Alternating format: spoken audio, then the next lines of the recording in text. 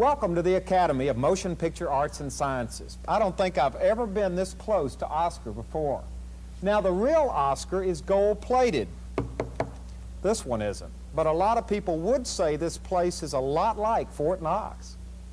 Because located in the Academy building on Wilshire Boulevard is a collection of papers, files, manuscripts, and photographs of noted film personalities worth their weight in gold.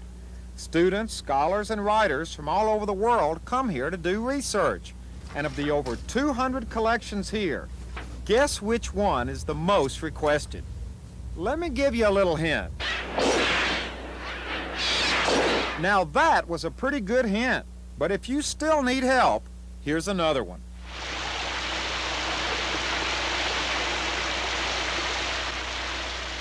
Whoa, I know you know it by now.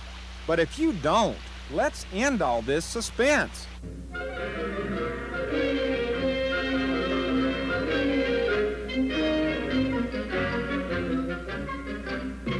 One of the most gifted directors in the history of film, ALFRED HITCHCOCK, whose entire collection of films, memorabilia, and scripts are located in the Academy Library.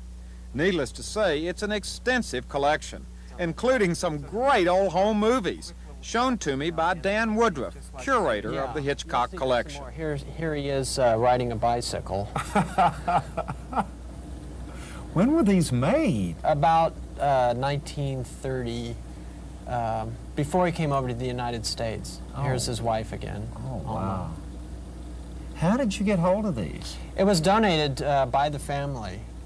His daughter, Patricia, wanted the Academy to have this collection so that people studying Hitchcock could come here and see what his work was all about, what his life was all about. Oh, there he is. Uh-huh. Looking very serious. Another dog. What possible use could looking at old home movies have for any Hitchcock scholars? Well, I think with Hitchcock, he had a great sense of humor, which is in a lot of his films. And you can see in this footage, he makes fun of himself, and you can see his humor in these films. Did he take a lot of home movies? He did, from the collection that we have. Now, here's an example of his humor. But from the material that we have, he took a lot of home movies before he got to the United States, and not so much after he started making movies here. You've got something else that very few people get a chance to see. Yes, we have over here Tippi Hedren's screen test that she did for Alfred Hitchcock in 1961. It's the most expensive screen test ever done to this date. And why was it so expensive? Well, it took 2 days to shoot, and there were elaborate costumes, makeup.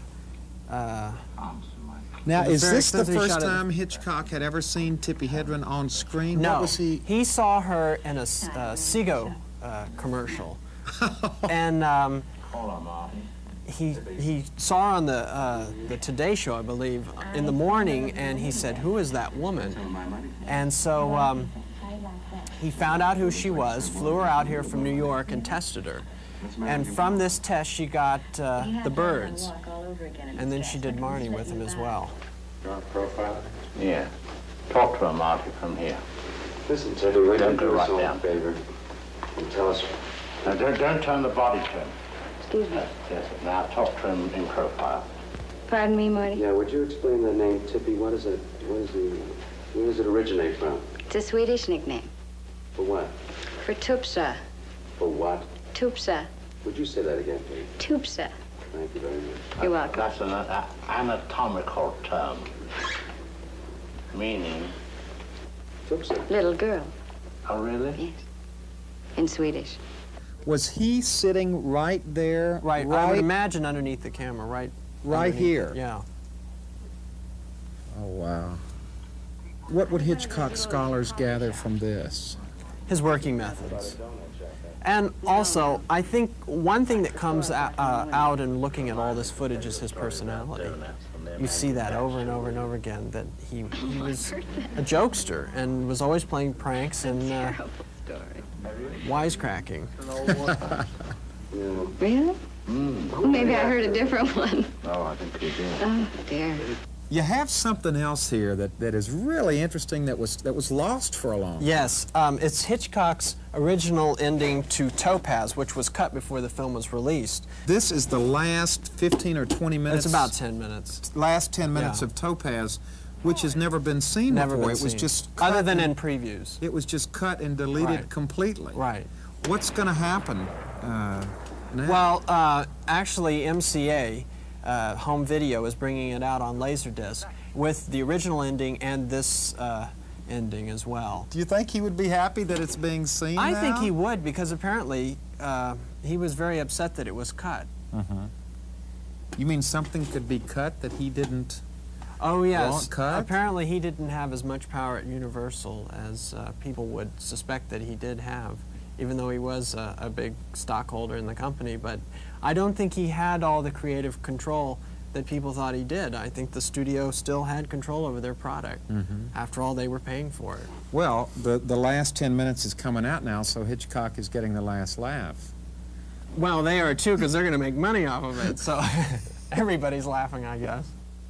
Leaving the screening room, I went upstairs to nose around that part of the library where they keep all of Hitchcock's old papers and scripts, and ended up talking with archivist Sam Gill about some of those treasures.